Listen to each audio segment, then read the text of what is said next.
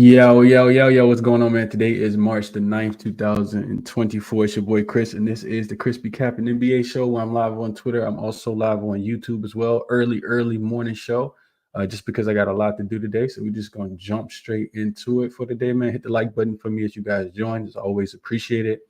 Check me out on Twitter if you guys are watching in on YouTube, and definitely follow me on YouTube if you guys are listening on Twitter as well, or X, or whatever you want to call it. Let's jump right into it for today, man. I didn't get a chance to break the entire card down, but I knew yesterday looking at the slate that it was going to be some spots that I just wasn't going to bet, and that's cool. So you jump into the game. Well, at least what I do is I jump into the games that I know I got a feel on first, versus going through all of them. Knowing I probably don't have a play. So let's just jump straight into it for today, man. I did not do a show. I did a show with my guy Kyle yesterday, with Kyle Kerms over on the Sauce Network. But I did not do my own show yesterday. I did give out 5 plays. Those 5 plays went 3-2 yesterday, as you guys can see. New Orleans actually ended up being sweaty. Miami, OKC flew under the total. That was probably the easiest one. The Bucks plus 1.5 last night was crazy, with Damian Lillard getting a shot block.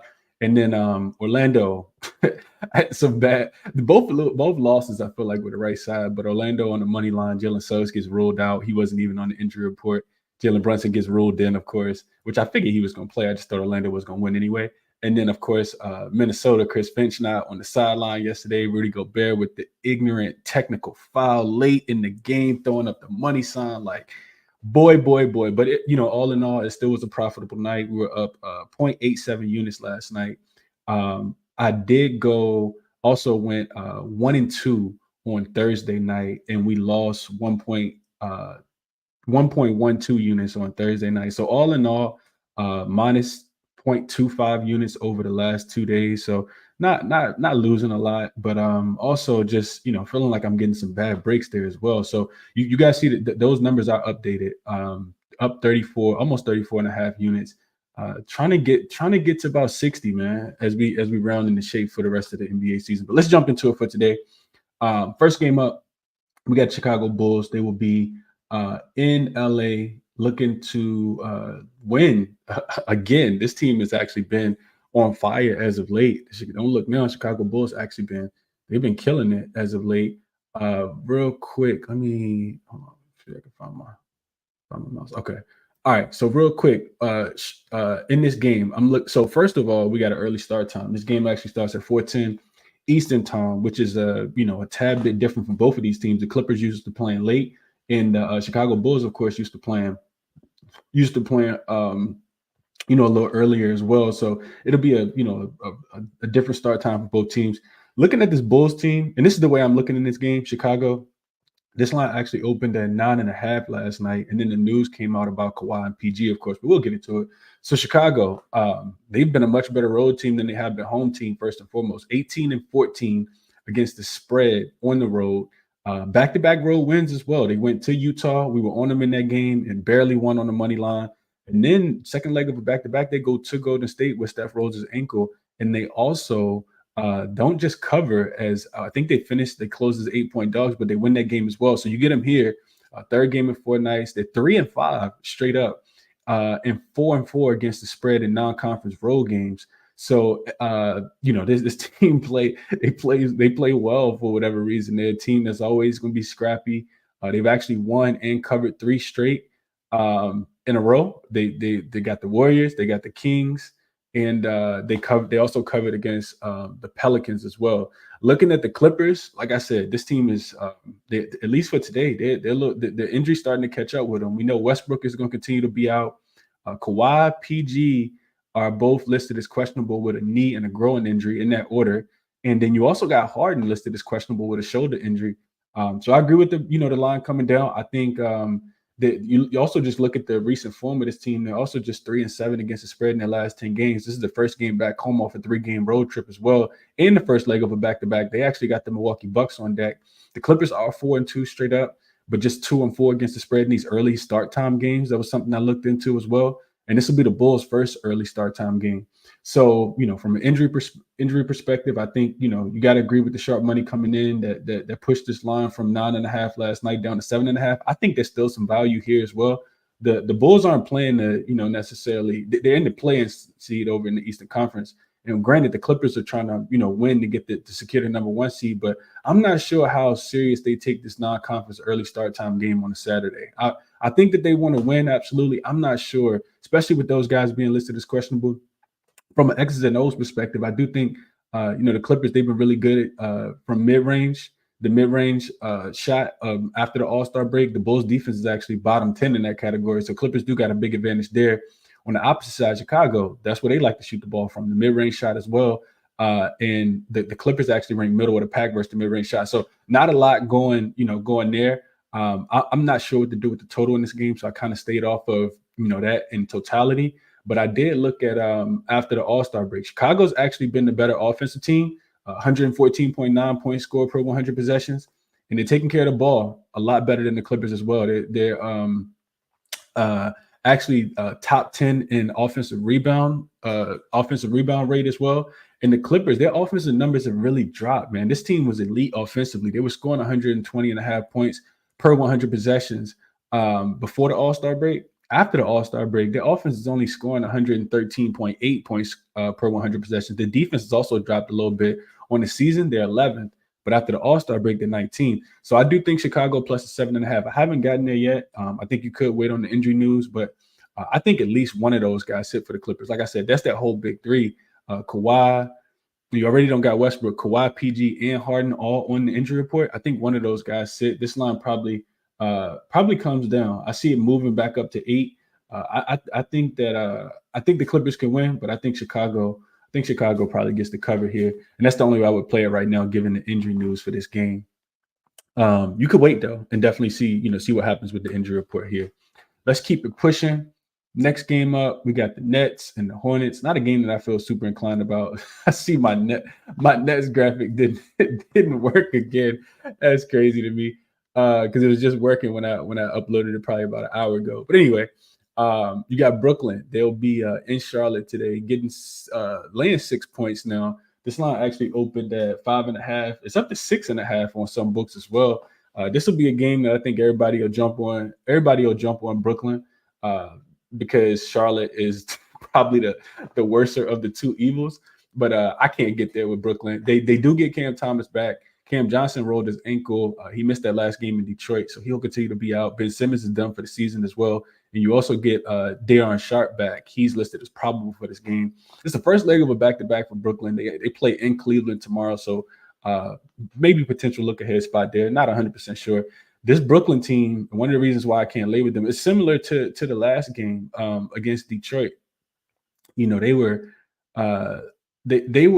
Detroit actually had a stronger line than the Charlotte Hornets team. I don't know if the Charlotte Hornets and Detroit Pistons and the Charlotte Hornets are pretty comparable to me. Maybe Detroit's playing a little bit better basketball, but regardless, Brooklyn's 9-20 straight up on the road, just 18-10 against the spread on the road. They're 4-5 straight up after the All-Star break, and 4-5 straight up and against the spread after the All-Star break. So no way I'm taking a team that not even profitable on the road, not even profitable after the All-Star break to go win by multiple possessions. They also just 1-4 straight up and against the spread after the All-Star break on the road, and they're losing by an average of 10 points. So this is a strong line, in my opinion, for the Brooklyn Nets. I know Charlotte's on the second leg of a back-to-back. Trey Mann is listed as questionable. They haven't done well throughout the season, just 8-23 straight up at home, 13-18 against the spread at home, 2-7 straight up, and 4-5 against the spread since the All-Star break, and they're only 0-2 straight up and against the spread at home since the All-Star break as well. However, they are 7-4 on the second leg of a back-to-back this season, and I think this number will continue to go up, and I think Charlotte can keep this game close. Brooklyn's offense has been absolutely terrible. The only place they want to shoot the ball from, and the only place they've been shooting the ball from well, is the above the break three. And Charlotte's actually number one in the above the break three-point defense after I looked at all the numbers since after the All-Star break. Charlotte's been shooting a bunch of above the break threes, and Brooklyn has been pretty good against the number there. So this to me feels like a under. This number is a tad bit too low. I know everybody was on Charlotte yesterday. I'm glad I didn't get there because they did give up 44 points to the Wizards in the fourth quarter to lose that game and non-cover. I think they were outscored by 20 points in the fourth quarter. But this one, like I said, I wait, see what the final number is, and I do think that Charlotte can keep up with this Chicago Bulls team. So it'd be Charlotte plus this number probably will close at 7, maybe even 7.5. I do expect more money to come in on Brooklyn. I just can't. No way I can get there with Brooklyn right now. Not on the road, not on the road, not as a favorite, not something that I'm willing to do with my money. So yeah, it'd be Charlotte. It'd be Charlotte plus like I said, 6.5. Even though you guys see 6, and I'd be looking towards catching the points with the home dog here, even on the second leg of the back-to-back. Next game up, and I do think this is one you got to kind of wait on the injury report for. Got the Dallas Mavericks. They'll be in Detroit taking on the Pistons. Laying 7 right now. This line actually opened at 6.5 yesterday, I think it was. Now I see 7. So 7.5 up there as well. Total come down from 236 down to 235. But this one is really just going to be dependent upon if Luka plays. He's listed as questionable. Could Dallas rest him in this spot? I think that they can win the game without him. So I'm not sure if he plays or not in this one. And of course, that means a lot for the spread. For Dallas, you also have you got Lively, who's listed as out. Derek Lively is not going to participate in this game, but you still got Daniel Gafford. That's why they went, and got a guy like Daniel Gafford. Of course, the Dallas Mavericks have really, really been struggling. The defense has not been good. Worst rated defensive team after the All-Star break. But I want to look real quick. And for Detroit, they don't have anybody on the injury report. I think that's important. Outside of Quentin Grimes, who's listed as doubtful. He could potentially play. Dallas, this to me kind of screams over, just because I don't think Dallas is going to take this Detroit team, super serious. And I think Detroit's offense has been playing a little bit better since the All-Star break. They're not great. I mean, 24th in points scored per 100 possessions, but Dallas has been pushing the pace. They've been, if one thing that they can do is score. They're fourth in points scored per 100 possessions post All-Star break, 5th in effective field goal percentage. They're not turning the ball over, 3rd in that category. And like I said, Detroit, not great, 17th in effective field goal percentage. They aren't playing any defense either. Pretty much bottom half of the league in points allowed and opponent effective field goal percentage on the opposite side. And like I said, Dallas, their defense, and this is one of the reasons why I lean towards the over, especially if Luka plays. Dallas defense has been absolutely atrocious, man. I know that they got the win in the cover against Miami. That was a big game because they needed to stop the bleed, and they had lost 5 straight games. Now you get them on the road as a favorite. And granted, they've been good on the road as a favorite. Dallas has actually been the, I think, most profitable team on the road as a favorite. They're 12-3 straight up and against the spread this season. But to me, this one just kind of screams over with Dallas defense. I don't think that they're going to be as locked in this game. 30th, which is dead last, and points allowed per 100 possessions. So opponent points per 100 possessions, opponent effective field goal percentage. And they're not forcing any turnovers either. We know Detroit struggles with turning the ball. Detroit actually the worst team on the season with turning the ball over. They turn the ball over 15 point. Their turnover rate is 15.5 on the season, which actually ranks the worst. But if you're telling me that, since the All-Star break, Dallas defense is not forcing turnovers, like I said, they're 26th in forcing turnovers, then I think Detroit should be able to, score and not turn the ball over in this spot. So this, like I said, this game to me kind of screams over more so than, picking a side. And I do think you got to wait on the status of Luka. So no official play for me in this game at all. A couple more games I want to get to real quick. And this is probably the game of the day, right? You got the Boston Celtics and the Phoenix Suns lines. It opened at 5.5. Money come in on Boston in this spot. It's up to 6. And the total did drop as well from 227 down to 227.5 down to 226. So what's that? 113 subtract 3, 110 to 116 should be the team totals in this spot. Which is, I think, probably right on par. What I had in this game as far as notes, first of all, on the Boston side, you do Jaylen Brown is still listed as questionable with that pelvis injury. I think that he's going to play. This is a big game. 8:40. I'm pretty sure it's nationally televised. I didn't even check into that. But you got Jaylen Brown listed as questionable. On the opposite side, for Phoenix, Josh Okogie's been listed as out. And Devin Booker, who hasn't played in the last couple games since he rolled that ankle against the Houston Rockets last weekend, I think he's missed the last 3 games. He missed the OKC game on the second leg of a back-to-back. They also played Denver. In Denver. He didn't play in that game, and I think it was Toronto. So he's missed, I think, the last 3 games for Devin Booker hasn't played. Phoenix, they are not the greatest team at home. For some reason, they just play better on the road. We just saw them not, granted they were 10 double-digit home favorites, but they didn't cover against the Toronto Raptors. What did cover? They did cover and win outright in Denver. At home, the last 2 games before, didn't cover against OKC. And of course, they didn't cover against the Houston Rockets as well. This team is just 21-1 against the spread at home. So not the great, just off the bat, like Phoenix, man, don't sound too good. Also looked at Phoenix as a home dog, just 1-4 straight up and against the spread as home dogs, with losses to Denver, Sacramento, the Clippers, and the Oklahoma City Thunder. All, real good competition. I think Boston, coming off back-to-back losses, we got to remember that before they lost to Denver, which I'm pretty sure has a really, really bad taste in their mouth, before they lost to Denver, they also lost to Cleveland. So I think you get an extremely motivated Boston team in this spot, and not really looking too deep into this one. Boston first half, I do think it's the right play. The number's 3.5. I only see it listed at ESPN Bet right now. But you may be, you probably, they're gonna shade it to 3.5. You're not just gonna get a 3 just because the full game is 6. It's gonna be slightly shaded, of course. I just think that, looking at the matchups, Boston has, of course, first I'll say this: Phoenix has been better defensively, and I do think you get a locked in Phoenix team. I just think Boston's a different animal. I know Denver, and I told you guys the other day, I said I'm not betting Boston versus Denver, because I think it can go either way. I know, I feel like Boston is the best team in basketball. But I said this the other day: in order to beat the champs, you got to beat the champs. Denver not just gonna come in there and let you come into their house, especially off a loss, and think you're gonna beat them. Now, Phoenix is something different. Phoenix defense, while it has been playing a little bit better, they're not close to this Boston Celtics team. So Boston probably full game as well. Going through and looking at the the analytics, Boston's still number 1 after the All-Star break in points scored per 100 possessions, effective field goal percentage, taking care of the basketball. They're number 1. They are giving up offensive rebounds, but looking at Phoenix, I'm sorry, Boston is not getting offensive rebounds, and Phoenix has been giving up offensive rebounds, but Boston's not giving them up. Boston actually the fourth best team at controlling offensive rebounds on the defensive end. So Phoenix offense is kind of sputtered.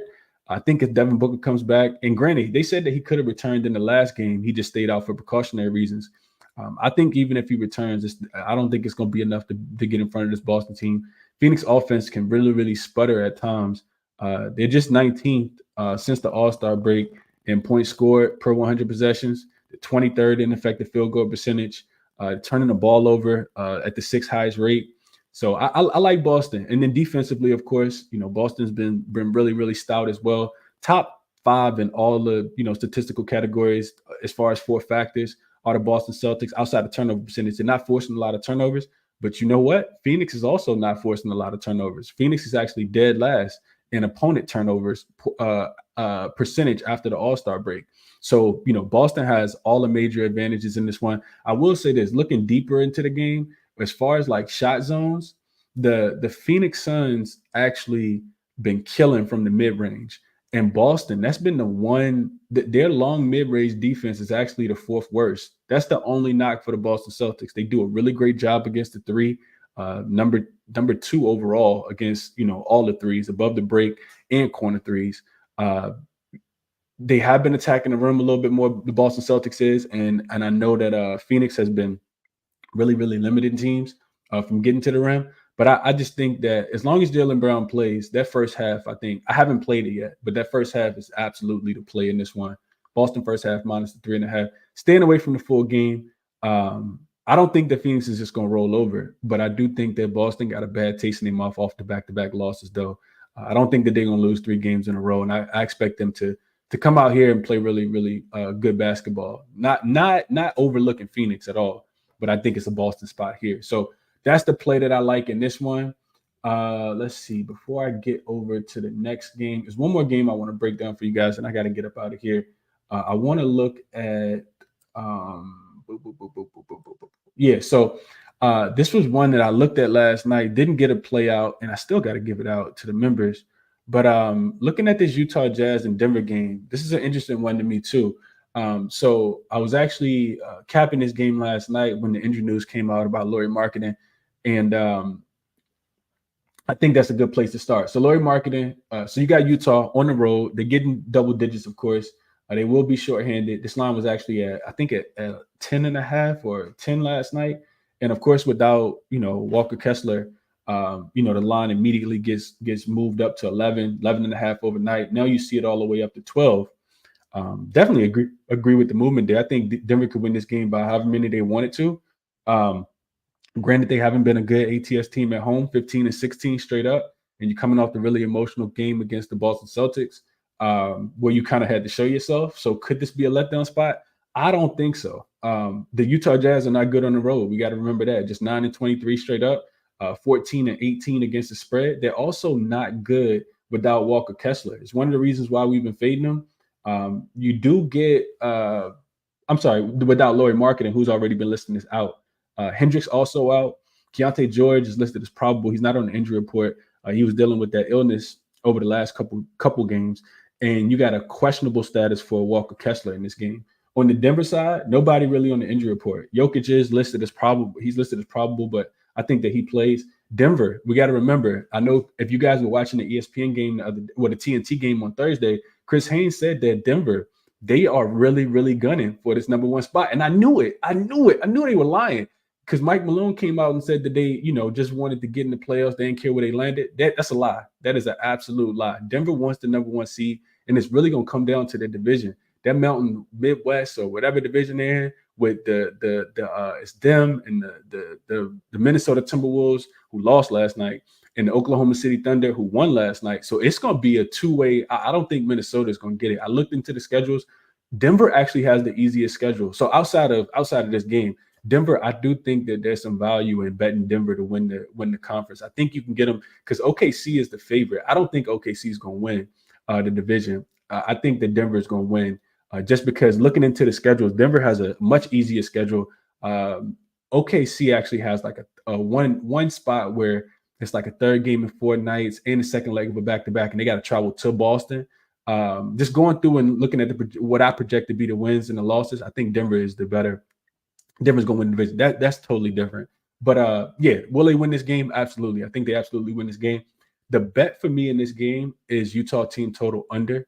You just look at how good Denver's defense has been and how bad Utah's offense has been without Walker Kessler. So I'm sorry, without Lauri Markkanen. So I looked into it, and I looked into it last night, and I didn't keep the numbers up. Granted, of course, I should have now, but I looked into this last night. The Jazz without, let's see if I can find it real quick. So the Jazz without, I'm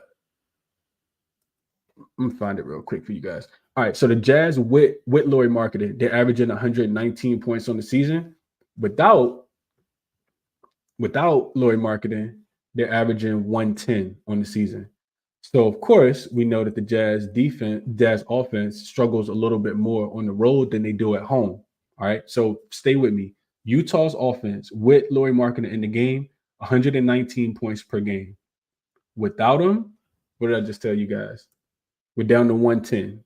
Okay, so there's 9 points Lauri Markkanen means on average, right? And this is across. He's missed 12 games. He's missed 12 games so far this season. So 119 drops down to 110. On the road, it's been 6 games. So 6 out of the 12 games that he's missed, they've played on the road. That 119 drops to 110. That 110 drops to 106.5. And Denver has been elite defensively since the All-Star break. I think that's something else to kind of take into consideration. I don't see them really letting up off the gas here. Denver, 4th in opponent points scored per 100 possessions after the All-Star break, giving up 107.8 points per 100 possessions. 3rd in opponent effective field goal percentage. They're doing a really good job of offensive rebounding in the basketball, limiting opponents' offensive rebounds as well.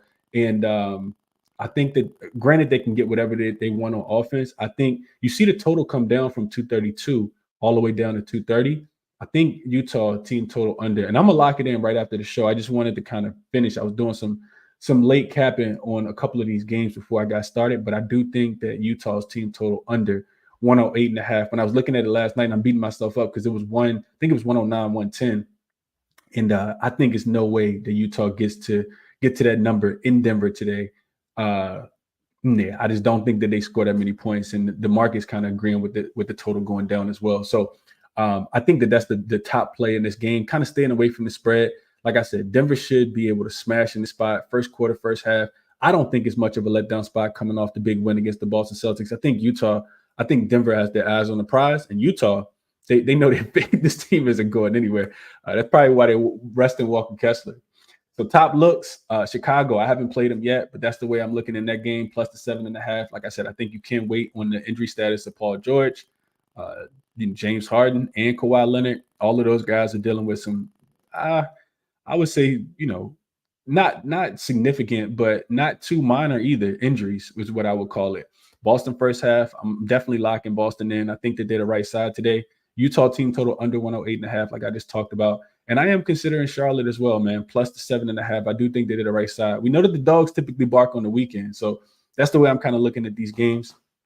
As always, resources. This is how what I'm using to kind of handicap the games. I won't leave these up long, but you guys can go back and pause them if you guys are interested in any of those. And best of luck on all your action today, man. I will go through the comments offline just because I do got to kind of get ready to get up out of here. But I just want to shout this out, man. I do go back and read the comments. Most of the time, I love being interactive with the chat, and I appreciate everybody for always tapping in and showing all the support, especially all the members, people that's been riding with me since day one. So I do go back and check the comments. I just don't have time to make the show as long, just because I got other stuff to do today. So I appreciate everybody for tapping in, man. I hope you guys cash your bets as well. I may potentially add a couple more plays. It's a couple other games. Golden State without Steph today, that line's up to 10 because Victor Wembanyama's not playing as well. To me, that game screams over, even though you see the total come down to 228. So that's one. Toronto and Portland, I'm staying away from that. Definitely staying away from that. I think even if you were going to play it, you got to wait on the status of Jeremy Grant. I'm not into laying points with the Toronto Raptors, no matter how bad Portland looks. But Portland looks really bad. They got smoked against Houston last night in the fourth quarter specifically, after actually playing pretty comparable in the first half. So that's that. And what other game didn't we touch on? I think that's it. Yeah, that's it. Those were the only two games that we didn't get to. The Golden State. Yeah. I'll look a little deeper into that one and the Toronto and Portland one. But like I said, top spot on the day. I like that Utah team total under. I like Boston first half. And I like Chicago. Like I said, you can get an 8 now, even if you wait and those guys get ruled in, even if 2 of them get ruled in, this will probably go up to 10, and you'll probably be able to get Chicago, plus 10. And like I said, they've won 3 straight on the road as a dog. So like I said, appreciate everybody for tapping in, man. Best of luck today on all your action. Remember to bet responsibly. I'll be back either tonight or tomorrow for a Sunday show as well, man. We're getting into the grind. We got about a month left. This is my favorite time of the NBA, man. I feel the money coming. I just feel it coming, bro. This is when I typically heat up. So I'm excited for the rest of the season, man. I hope you guys cash your tickets. Enjoy your days as well. Hope everybody has a good one. I'll catch you guys in the next one, man. I'm out.